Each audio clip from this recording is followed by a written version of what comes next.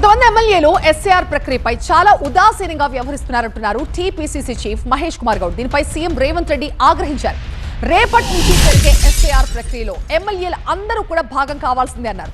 పార్టీలో అన్ని అంశాలు చర్చించుకుంటామని, తమ మధ్య ఎలాంటి విభేదాలు లేవని తెలిపారు. అధికారం పోవడంతో కేటీఆర్, హరీష్ రావు సహనం కోల్పోయి మాట్లాడుతున్నారని విమర్శించారు మహేష్ గౌడ్. మళ్ళీ బీఆర్ఎస్ అధికారంలోకి రావడం జరగదంటున్నారు. దీనిపై మరింత సమాచారం మా బ్యూరో చీఫ్ విజయ్ అందిస్తారు.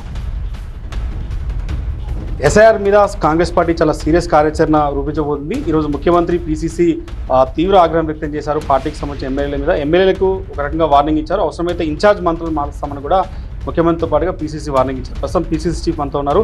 అంత సీరియస్ అవడానికి కారణం ఏంటి? ముఖ్యమంత్రి మీరు చాలా సీరియస్గా వార్నింగ్ ఇచ్చారు. ఎవరికి వార్నింగ్ ఇచ్చింది లేదు. కొన్ని నియోజకవర్గాల్లో మెజారిటీ ఎమ్మెల్యేలు ఎస్ఐఆర్ ప్రక్రియలో సీరియస్గా భాగం పంచుకున్న కొంతమంది ఎమ్మెల్యేలు ఉదాసీనంగా ఉన్నమాట వాస్తవం. దాని మీదే ముఖ్యమంత్రి గారు కొంత ఆగ్రహం వ్యక్తం చేశారు. ఎమ్మెల్యేస్ ఇమ్మీడియట్గా క్షేత్రస్థాయికి వెళ్ళాలి. 28లో ఎలక్షన్స్ ఉన్నాయి, మాకేంటి అనుకుంటే ఇలా ఇక్కడ జరుగుతుంది ఒక దురు ప్రక్రియ.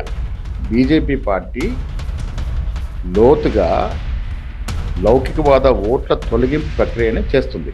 ఇది అప్రజాస్వామికం. సో ఎమ్మెల్యేలు సీరియస్గా ఈ ప్రక్రియలో భాగం పంచుకోవాల్సిందిగా ముఖ్యమంత్రి గారు సూచించారు. అదేవిధంగా మీనాక్షి నటరాజన్ గారు సూచించినారు. రేపటి నుంచి జరగబోయే సర్ ప్రక్రియలో ఎమ్మెల్యేస్ అంతా కూడా ఈ వచ్చే 15 రోజులు క్షేత్రస్థాయిలో ఉండి వారు ఈ కార్యక్రమాన్ని పర్యవేక్షిస్తారు. అందరు ఎమ్మెల్యేస్ సూచన జరిగింది. ప్రతి ఎమ్మెల్యే కూడా వారి నియోజకవర్గంలో, హైదరాబాద్ వదిలేసి వారి నియోజకవర్గంలో రేపటి నుంచి జరిగే సర్ ప్రక్రియలో భాగస్వామి అవుతారు. గ్రామాలుగా డప్పు చాటింపు చేస్తారు. ఇవాళ నుంచి సర్ ప్రక్రియ జరుగుతుంది కాబట్టి ప్రతి ఓటరు ఇది ఎట్లా ఉందంటే, నా ఓటు ఉంది, పోయినసారి ఓటేశాను, ఇంకా నాకేం అవసరం ఉంటుంది లేదు. రేవంత్ రెడ్డితో సహా, మహేష్ గౌడ్తో సహా అందరూ కూడా మళ్ళీ ఓటు నామోదు చేయించుకోవాల్సినటువంటి ప్రక్రియ ఇది. పని చెయ్యని చోట ఎవరైనా ఉదాసీనంగా ఉంటే వారు తప్పుకోవచ్చు అన్నమాట సీఎం గారు చెప్పారు. ఎస్, పార్టీ అన్నప్పుడు నిరంతర ప్రక్రియ అది. పని చేయాలి, మంత్రులు ఎమ్మెల్యేతో పని చేయించాలి, వారందరూ భాగస్వామ్యం కలుపుకొని ముందుకు పోవాలి. ఇది పార్టీ సుప్రీం. పార్టీ కిందే మేమందరం కూడా. సో పార్టీ ఇచ్చిన ప్రతి కార్యక్రమాన్ని తోచా తప్పకుండా సమర్థవంతంగా చేయాలనేది స్వయం గారి సూచన. కాంగ్రెస్ పార్టీలో ప్రజాస్వామిక స్వేచ్ఛ కాబట్టి మేము నిర్మూలమటంగా మాట్లాడుకుంటాం, విషయాల మీద చర్చించుకుంటాం. ఆ పరిస్థితి ఇతర రీజనల్ పార్టీలో ఉండదు. అలా చర్చించినంత మాత్రాన మాకేదో వైరువైరాలు ఉన్నాయని, గ్రూపులు ఉన్నాయని మీరు అనుకుంటే మాకు పోయేదేముంది? ఫ్రస్ట్రేషన్ అనేది ఒకటి ఉంటుంది.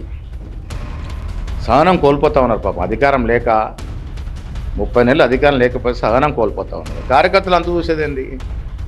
మీకు దమ్ముంటే మా అంత చూడండి, నాయకులతో పెట్టుకోండి. కార్యకర్తలు ఏం చేస్తారు? మీ కార్యకర్తలైనా మా కార్యకర్తలైనా పాపం పార్టీని నమ్ముకొని పనిచేస్తారు. మీలాగా వారు దోసుకోలే, వాళ్ళకి గదే గతి. కార్యకర్త అనేవాడు పార్టీని నమ్ముకొని ముందుకు పోతాడు. కార్యకర్తలు ఏం చేస్తారు?